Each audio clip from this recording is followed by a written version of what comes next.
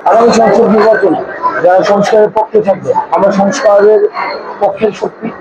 আমরা বাংলাদেশ 24 পরবর্তী বাংলাদেশ বিনির্মাণে এই যে ধারাবাহিকতাকে এগিয়ে নিয়ে যাচ্ছে, আমরা মনে করি এই আগামী যে সংসদে এই সংসদকে গঠিত হবে, এই সংসদে যারা সংস্কারের পক্ষে থাকবেন তারাই সংখ্যাগরিষ্ঠতা অর্জন করবে। সেই জায়গা থেকে আমরা পর্যালোচনা করছি, আমাদের নিজেদের মধ্যে আলোচনা হচ্ছে এবং আমরা মনে করি আমরা সংখ্যাগরিষ্ঠতা অবশ্যই অর্জন করতে পারি। সংস্কারের পক্ষের শক্তি হিসেবে আমরা সংখ্যাগরিষ্ঠতা অর্জন করতে পারি।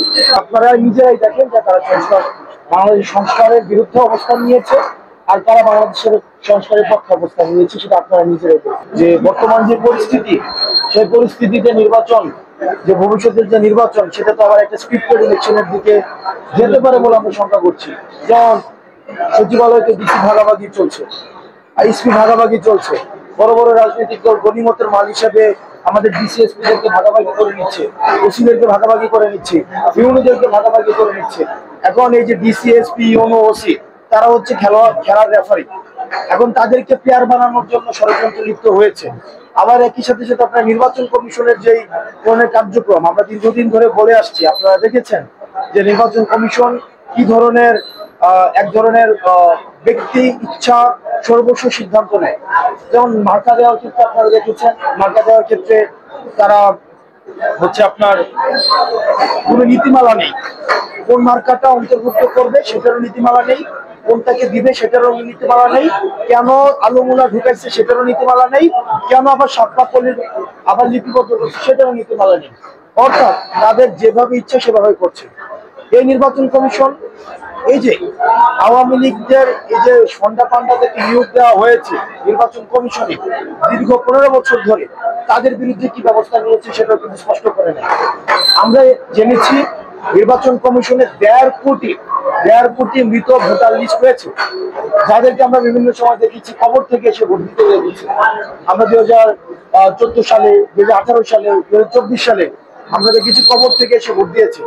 20 বছর আগে মারা গেছে, এখন নাকি এসে ভোট দিচ্ছে এবং বাড়ি সবাই মিলে হচ্ছে নির্বাচন কেন্দ্রে খুঁজতে গেছে।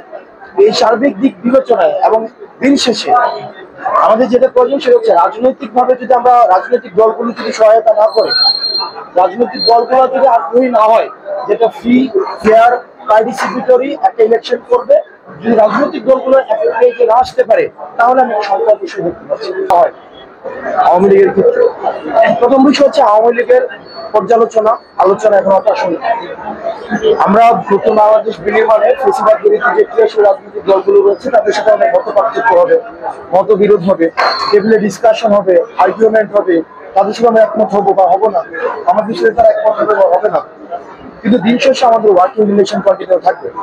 কিন্তু বাংলাদেশের ক্রিয়াশীল গণতন্ত্রকামী কোন রাজনৈতিক দলের সাথে আওয়ামী লীগ কোন রাজনৈতিক দল কিন্তু ফেসিস্ট একটা সংগঠন, এবং এই ফেসিস্ট সংগঠন জনবিরোধী হওয়ার কারণেই কিন্তু বাংলাদেশ থেকে তাদের পালাতে হয়েছে। আপনি যে সংখ্যাটা বললেন সেই সংখ্যার যদি তাদের সমর্থন থাকতো তাদেরকে পালাইতে হইতো না। কই ছিল তারা জুলাই, তারা কই ছিল, 5 আগস্ট কই ছিল তারা, এবং এই পরিমাণ জনসমর্থন যদি থাকতো তাহলে তাদের তত্ত্বাবধায়ক সরকার ব্যবস্থা বিলুপ করতে হইতো না। এই পরিমাণ জনসমর্থন যদি থাকতো তাহলে তাদের এই মিডনাইট ইলেকশন আয়োজন করতে হতো না। এই পরিমাণ জনসমর্থন যদি থাকতো আমি তুমি এবং দামি ইলেকশন আয়োজন করতে হতো না। এই পরিমাণ জনসমর্থন যদি তাদের থাকতো তাহলে 153টা আসন আনকনটেস্টেড থাকতে পারতো না। এই যে আলাপগুলো সেটি হচ্ছে যে এক ধরনের যারা ফেসিস্টদের, যাদের জিহ্বা দিয়ে, যাদের লেখনী শক্তি দিয়ে, যাদের মিডিয়া দিয়ে যারা এই ফেসিস্টদের বৈধতা উৎপাদন করে দিয়েছে। আপনি দেখবেন ছাত্রদল বা শিবির বা ফেসিবাদ বিরোধী কোনো রাজনৈতিক দলের নেতা কর্মী যদি আগে খুন হতো বা গুম হতো, কিভাবে রিপোর্টিংটা হতো। শিবিরের 3 কর্মীকে পুলিশের সাথে হচ্ছে গোলাগুলিতে নিহত, যাতে করে এই বৈধতা উৎপাদন করা যায়। শিবির মরলে কোনো অপরাধ না, ছাত্রদল মরলে কোনো অপরাধ না, বিএনপি মরলে কোনো অপরাধ না। এই যে এক ধরনের সংস্কৃতি যারা বৈধতা উৎপাদন করেছে তারাই এখনো 6 পয়েন্টটা মাটি নিয়ে আসছে, প্রথমত। দ্বিতীয়ত আপনি দেখবেন অনেক পক্ষজীবী আছে যারা 2024 সালে বিএনপি নির্বাচনে অংশগ্রহণ না করার কারণে গণতন্ত্র নাকি কিভাবে ভুলুণ্ঠিত হয়েছে, এই বয়ান উৎপাদন করেছে, এই সম্মতি উৎপাদন করার চেষ্টা করছে, তারা এখন টকশোতে নর্মালাইজ হচ্ছে। এই যে মিডিয়া ফেসিজম, তারপরে হচ্ছে বিজনেস ফেসিজম, আমাদের সুশীল সমাজের নামধারী ফেসিজম, এই জায়গাগুলোতে তো আমরা হাত দিতে পারি। যেমন তারা সুবিধা নিয়েছে আওয়ামী লীগ হয়ে, এখন তারা বর্তমানে আবির্ভূত হয়েছে সাংবাদিক পরিচয়ে, তকসজীবী পরিচয়ে, বুদ্ধিজীবী পরিচয়ে, লেখক পরিচয়ে, অথবা সাংস্কৃতিক কর্মী পরিচয়ে। কিন্তু আওয়ামী সুবিধাটা নেওয়ার সময় তারা কিন্তু আওয়ামী লীগের কর্মী হিসাবে সুবিধা নিয়েছে। তখন কিন্তু মানবতা, তখন কিন্তু হিউম্যান রাইটস, এই যে বিষয়গুলো তাদের বোধোদয়, তাদের বোধ চিত্ত তাদের জাগ্রত করতে পারে। তো সেজন্য আমরা এই যে কনসেপ্ট ম্যানুফ্যাকচার, এই কনসেপ্ট ম্যানুফ্যাকচার এগুলো হচ্ছে একদম ম্যানিপুলেশন। আর আমরা ভোট জনগণের কাছে চাইব। আমরা জনগণ যারা যারা বাংলাদেশের নাগরিক, যারা বাংলাদেশে বাস করে, যারা বাংলাদেশের স্বাধীনতায় বিশ্বাস করে, যারা বাংলাদেশের এই সার্বভৌমত্বে বিশ্বাস করে, 24, 71, 52, 47-কে ধারণ করে, যারা বাংলাদেশের যাদের গুম খুন ফৌজদারি কোনো অপরাধ নেই, যারা, তাদের কাছে আমরা ভোট চাই, তাদের তো সবচেয়ে আমরা ভোট চাই।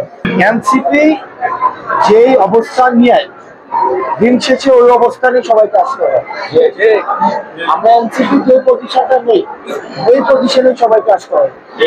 এখানে আসলে দিন শেষে ট্রফি যার, ট্রফি দিন শেষে এনসিপি। আমরা চাই উনি নির্বাহ ভূমিকা পালন করবে, নিরপেক্ষ ভূমিকা পালন করবে। কোন দলকে কোন ধরনের, আমরা চাই আমরা যে গণতান্ত্রিক উত্তরণের পথে রয়েছি, আমরা সবাই, বাংলাদেশের সবাই একটা ভোটের, একটা সুষ্ঠু নিরপেক্ষ একটা ভোটের অপেক্ষায় রয়েছে।